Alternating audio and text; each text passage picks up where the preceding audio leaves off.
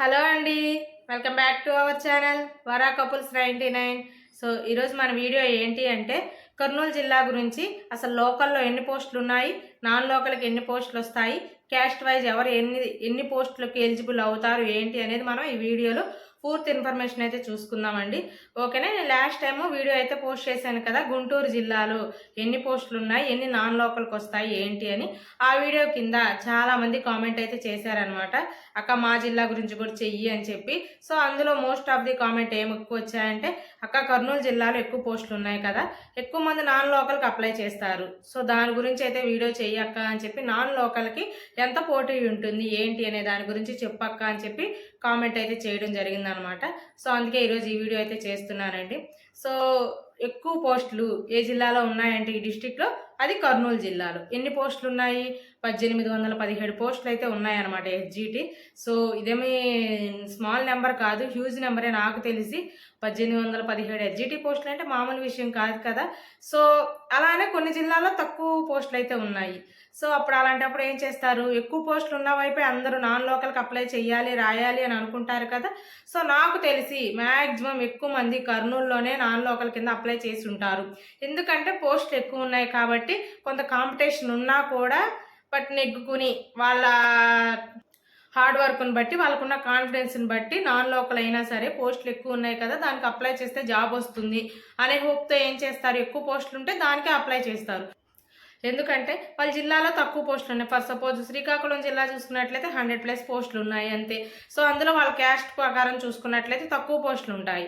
So అలాంటప్పుడు job రావడం కష్టం కాబట్టి వాళ్ళు ఏం చూసుకుంటారు, మ్యాక్సిమం హైయెస్ట్ పోస్టులు ఇంకెక్కడ ఉన్నాయి, కర్నూలులో ఉన్నాయి.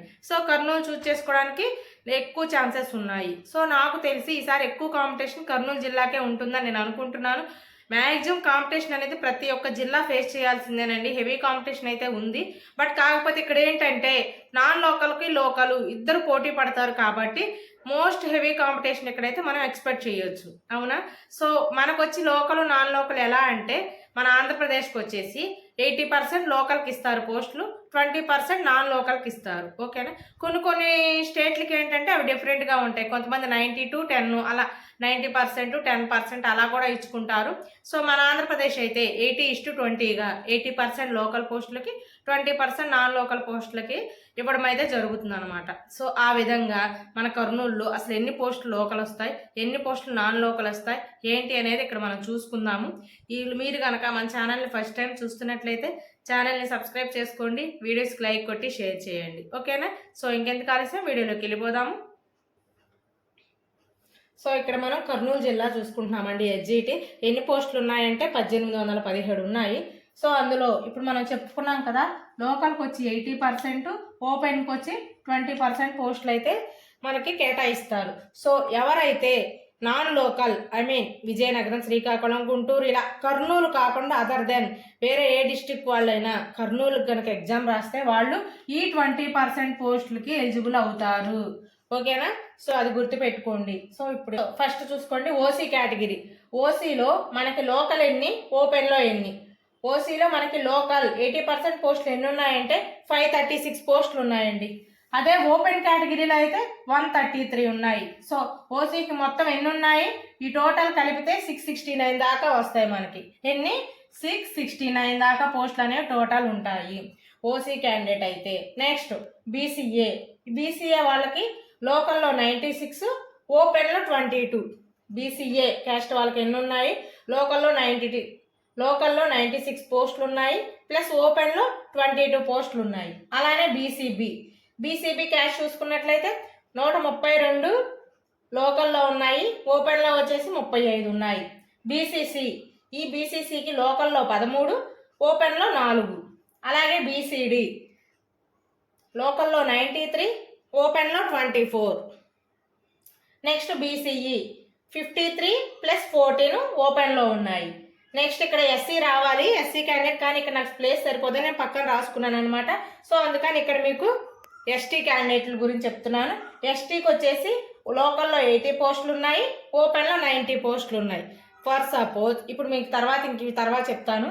ఫర్ సపోజ్ ఇక్కడ చూడండి, కర్నూలు జిల్లా అభ్యర్థి అయ్యుండి ఓసీ అయ్యారనుకోండి, అతనిది కర్నూలే జిల్లా. సో అతను ఓసీ క్యాండిడేట్ అయితే ఎన్ని పోస్టులకు ఎలిజిబిలిటీ అని మనం ఇక్కడ చూసుకున్నట్లయితే ఓసీ క్యాండిడేట్ కర్నూలు అని చూసుకుంటే అతనికి లోకల్లో 536 ప్లస్ 133 ఓపెన్. సో ఈ రెండింటికి ఎలిజిబుల్. అంటే ఈ మొత్తం కలిపితే మనకి ఎన్ని అని చెప్పుకున్నాం మనం 669 అనుకున్నాం కదా. సో కర్నూలు అభ్యర్థులు ఎవరైతే ఓసీ క్యాండిడేట్లు ఉంటారో వాళ్ళు 669 పోస్టులకి ఎలిజిబులే. ఓకేనా. బట్ ఇక్కడ ఏంటంటే 669 అని చెప్పాను కదా, ఈ 669లో మళ్ళీ మనకి 33% ఉమెన్కి రిజర్వేషన్కి కల్పిస్తారు, మహిళా రిజర్వేషన్ కదా. సో 669లో 33% అంటే మ్యాక్సిమం మనకి 220 పోస్టులు అనేవి ఉమెన్కి వస్తాయి. ఎన్ని వస్తాయి? 33% చూసుకుంటే 220. అంటే ఈ 669లో 220 మంది మహిళలు ఉండాలి. ఓకేనా. ఆ పోస్టులు ఖచ్చితంగా మహిళలకే ఇస్తారు. మిగతా ఏవైతే 440 ఉన్నాయో అందులో మహిళలైనా ఉండొచ్చు, జెంట్స్ పురుషులైనా ఉండొచ్చు. అర్థమైందా మీకు? ఈ 220 మాత్రం ఓన్లీ మహిళలకే కేటాయిస్తారు. ఆఫ్టర్ 440 మాత్రం అందులో మహిళలైనా ఉండొచ్చు, పురుషులైనా ఉండొచ్చు. మీకు అర్థమైందని నేను అనుకుంటున్నాను. నెక్స్ట్, ఒకవేళ ఫర్ సపోజ్ కర్నూలు అభ్యర్థి బీసీసీ క్యాండిడేట్కి సంబంధించాడు అనుకో, కర్నూలే అభ్యర్థి బీసీసీ. సో ఇక్కడ ఈ బీసీసీ క్యాండిడేట్ ఎన్ని పోస్టులకి ఎలిజిబుల్ అంటే మీకు చెప్పాను నేను ఆల్రెడీ.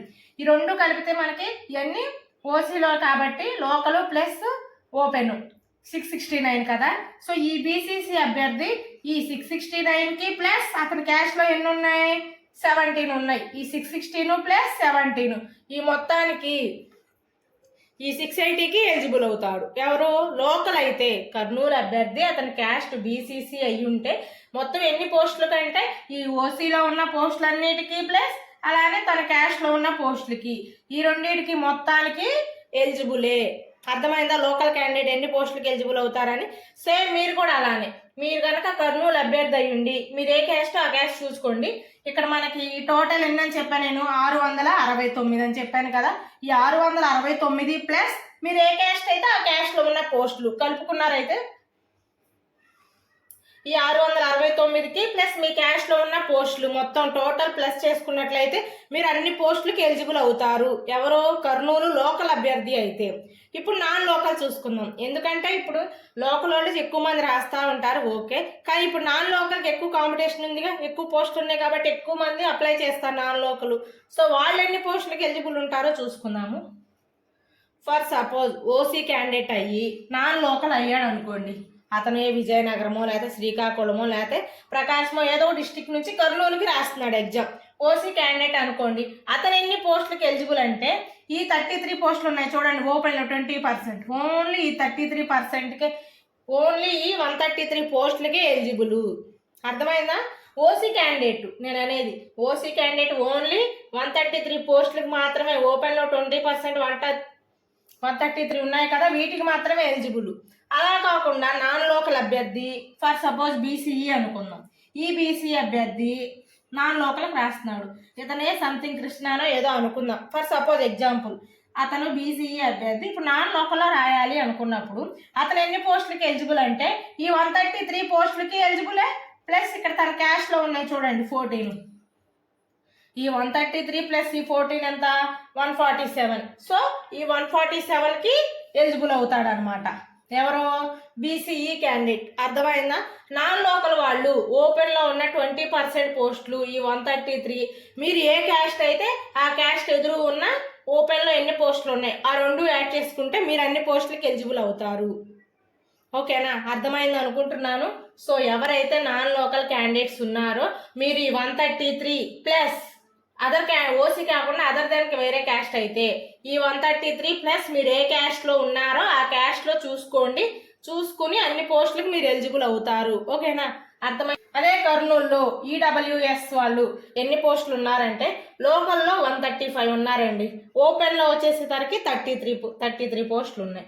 ఇప్పుడు ఎస్సీలో గ్రేడ్ 1 వాళ్ళకి లోకల్లోనే 13, ఓపెన్లో 3, మొత్తం 16 పోస్టులు ఉన్నాయి. అలాగే గ్రేడ్ 2 ఎస్సీలో గ్రేడ్ 2కి లోకల్లో 88 ప్లస్ ఓపెన్లో 20, మొత్తం 108,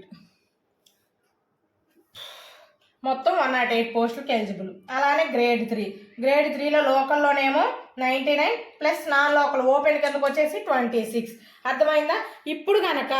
ఇప్పుడు ఎస్సీ గ్రేడ్ గ్రేడ్ 3లో ఉన్నారండి, వాళ్ళు కర్నూలుకి రాస్తున్నారు అనుకుందాం. నాన్ లోకల్ మేము ఎన్ని పోస్టులకు ఎలిజిబుల్ అక్క అంటే, మీరు మొత్తం నాన్ లోకల్ కదా, నాన్ లోకల్ అయితే ఎన్ని పోస్టులు ఉన్నాయి ఇక్కడ 20%కి ఓన్లీ 26 పోస్టులు ఉన్నాయి.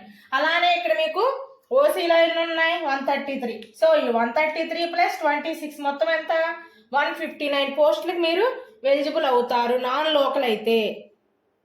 అర్థమైందా? అదే లోకల్ అనుకోండి, ఈ మొత్తము ప్లస్ ఈ మొత్తము కలిపితే మీరు అన్ని పోస్టులకి ఎలిజిబుల్ అవుతారు. ఇదన్నమాట కర్నూలు డిస్టిక్కి సంబంధించి. సో నాన్ లోకల్ అయినా మీరు బాగా ప్రిపేర్ అవ్వాలి. చూసారు కదండి, ఇదనమాట కర్నూలు డిస్టిక్కి సంబంధించి లోకల్ ఎన్ని ఓపెన్ ఎన్ని అనేది మీకు అర్థమైంది కదా. సింపుల్గా మీరు లోకల్ అయితే 669 పోస్టులకి మీ క్యాష్లో ఎన్ని ఉన్నాయో ఆ రెండు యాడ్ చేసుకుని మీరు ప్రిపేర్ అవ్వండి. లేదు నాన్ లోకల్ అనుకున్నట్లయితే 133 చూసుకుని మీ క్యాష్లో ఎన్ని ఉంటే అన్ని యాడ్ చేసుకుని మీరు ప్రిపేర్ అవ్వాలి. ఇక్కడ ఒకటి గుర్తుపెట్టుకోండి, పోస్టులు ఎన్ననే కాదు, కాంపిటీషన్ ఎక్కువగానే ఉంటుంది. పోస్టులు 1-2 అటు ఇటు అవ్వచ్చు, బట్ కానీ ఇక్కడ మన ప్రిపరేషన్ మీద మన రిజల్ట్ అనేది ఆధారపడి ఉంటుంది. ఓకేనా? ఇంకో సిస్టర్ ఇంకో సిస్టర్ నన్ను ఏమని అడిగారంటే, అక్క ఫర్ సపోజ్ 500 పోస్టులు ఉన్నాయనుకో, ఫస్ట్ 500 పోస్టులు ర్యాంకులు వచ్చిన వాళ్ళకి జాబ్ వస్తుందా అని అడిగారు అనమాట. అలా ఏమి ఉండదండి. నేను కూడా అప్పుడు ఫస్ట్లో అలానే అనుకున్నాను, బట్ అలా కాదనమాట. రోస్టర్ని బట్టి, రోస్టర్ పాయింట్ని బట్టి మనకి జాబ్ అనేది డిసైడ్ అవుతుంది. మనకి మెరిట్ లిస్ట్ అయితే రిలీజ్ చేస్తారు, బట్ అదే ఫైనలైజ్ కాదు. మనకి డిఎస్సి అనేది మెరిట్ కమ్ రోస్టర్ ద్వారా మనకి జాబ్లు అనేవి ఇస్తారు కాబట్టి, సెలక్షన్ అనేది జరుగుతుంది కాబట్టి మెరిట్ కమ్ రోస్టర్ పాయింట్లు మనం చూసుకోవాలి. ఓకేనా? దాంట్లో కొంతమంది తారుమారు అవ్వచ్చు, కొంతమంది ర్యాంక్ వెనకున్నా ముందుకు రావచ్చు, వాళ్ళ రోస్టర్ పాయింట్లు ఎవరు లేకపోతే అలానే ముందున్న వాళ్ళు వెనక్కి వెళ్ళొచ్చు. సో మొన్నటి వరకు మా వరకు అయితే 100 పాయింట్స్కే రోస్టర్ పాయింట్ ఉండేది హారిజంటల్ రిజర్వేషన్లో. బట్ ఇప్పుడు మనకి ఎస్సీ వర్గీకరణ జరిగినాక 200 పాయింట్స్కి రోస్టర్ పాయింట్ అనేది ఇవ్వడం జరిగిందనమాట. సో ఓకేనా? సో మా అప్పుడైతే ఓన్లీ 100 పాయింట్స్కే ఉండేది. సో నా ర్యాంకు నేను రోస్టర్ పాయింట్లో ఎన్ని పాయింట్లు ముందుకెళ్ళాను ఏంటి అనేది నేను నెక్స్ట్ వీడియోలో చెప్తాను, దాని గురించి మీకు క్లియర్గా. ఓకేనా? మెరిట్ కమ్ రోస్టర్ పాయింట్లు కూడా మనకి చాలా చాలా ఇంపార్టెంట్ జాబ్ రావడానికి. ఓకేనా? కొంతమందికి ఎక్కువ మార్క్స్ వచ్చినా కూడా జాబ్ అనేది రాదనమాట, ఎందుకంటే వాళ్ళ క్యాస్ట్లో ఆల్రెడీ ఎక్కువ మార్క్స్ వచ్చిన వాళ్ళు ఉంటారు. సో దీని గురించి నేను మీకు క్లియర్గా నెక్స్ట్ వీడియోలో చెప్తాను. నా ర్యాంక్ ఎంత, నేను రోస్టర్లో ఏ పాయింట్లో ఉన్నాను ఏంటి అనేది మీకు నెక్స్ట్ వీడియోలో చెప్తాను. ఓకేనా? ఇంకో ఇంపార్టెంట్ విషయం ఏంటి అంటే, మనకి చాలామంది అప్లికేషన్ పెట్టేటప్పుడు సర్టిఫికేట్స్ అప్లోడ్ చేసేటప్పుడు చాలా ప్రాబ్లమ్స్ ఫేస్ చేస్తున్నామని చెప్పి మన విద్యాశాఖ మంత్రి గారికి తెలియజేయడం జరిగింది కదా. సో అక్కడ మనకి కొంత రిలీఫ్ అయితే దొరికిందనమాట. ఏంటంటే ఇప్పుడు మీకు ఆప్షనల్ మాత్రమే, సర్టిఫికేట్స్ అప్లోడ్ చేయండి చేయకపోండి no problem, but certificate verification అప్పుడు మాత్రం ఖచ్చితంగా ఒరిజినల్ డాక్యుమెంట్ చూపించాలి అని చెప్పి మనకి గవర్నమెంట్ అయితే జీవో రిలీజ్ చేయడం జరిగిందనమాట. సో ఇక్కడతో చాలామంది ఊపిరైతే పీల్చుకున్నారు. ఓకేనా? చాలామంది నిన్న మొన్నటి వరకు ఆ సర్టిఫికేట్ లేదు ఈ సర్టిఫికేట్ లేదని చెప్పి ఉన్న 40 డేస్లో కూడా టైం అనేది వేస్ట్ అవుతుంది కదా. అంతే కదా, ఫర్ సపోజ్ ఇప్పుడు క్యాస్ట్ లేదా రెసిడెన్స్ ఇలా కావాలంటే ఆఫీసుల చుట్టూ తిరగాలి. సో ఉన్న టైం అంతా అయిపోతుంది కదా. సో దాని నుంచి మనకు కొంత ఉపశమనం అయితే దొరికిందండి. ఓకేనా? సో ఇప్పుడైతే అప్లికేషన్ గురించి ఎవరు ఇబ్బంది పడాల్సిన అవసరం లేదు. సర్టిఫికేట్స్ గురించి మీరు ఏమి కంగారు పడకండి, అవి ఆఫ్టర్ ఎగ్జామ్ తర్వాత సర్టిఫికేట్ వెరిఫికేషన్ అప్పుడు చూసుకోవచ్చు. ఓకేనా? ప్రస్తుతానికి ఓన్లీ అప్లై చేసుకుంటే చాలు అని చెప్పి మనకైతే గవర్నమెంట్ తెలియచేసింది అనమాట. ఓకేనా? ఇంకా సో ఇదన్నమాట ఈరోజు వీడియో. ఇంకా మీకు ఏమైనా డౌట్స్ ఉంటే కనుక కింద కామెంట్ సెక్షన్లో కామెంట్ చేసేయండి, నేనైతే మీ అందరికీ రిప్లై ఇస్తూ ఉంటాను. ఈ వీడియో మీకు యూస్ఫుల్ అనిపిస్తే మన వీడియోకి ఒక లైక్ చేయండి, మా ఛానల్ని సబ్స్క్రైబ్ చేసుకోండి. Thank you.